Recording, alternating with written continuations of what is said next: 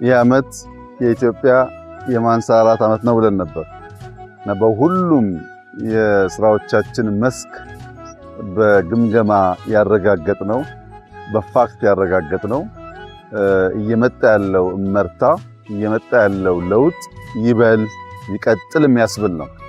ኢትዮጵያ የምትነሳበት ዘመን የሚጣለው መሰረት በሁሉም መስክ ነው።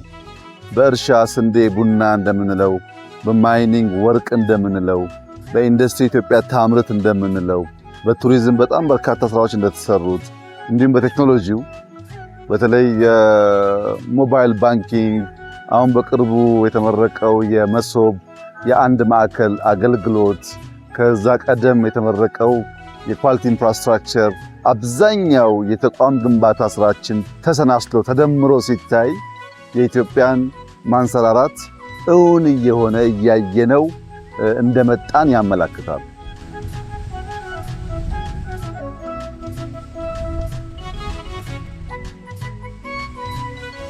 ከአሜሪካ ጀምሮ ኦል ዘ ዌይ አደገ የሚባል ሀገር ቢኬድ ዋጋ ከፍሎ ትውልድ ዋጋ ከፍሎ ነው ሀገር የሚሰራው እና ሀገር ለመስራት የሚከፈለውን ዋጋ ለልጆቻችን እንደሚደረግ ኢንቨስትመንት እያሰብን በቀና ልቦና ሀገራችንን እንድንሰራ እንድንገነባ አደራ ማለት ፈልጋለሁ።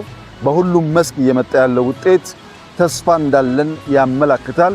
ይሄንን ደግሞ በየዓመቱ አጠናክረን በርተን በመስራት የኢትዮጵያን ትንሣኤ እናረጋግጣለን የሚል ሙሉ እምነት አለኝ።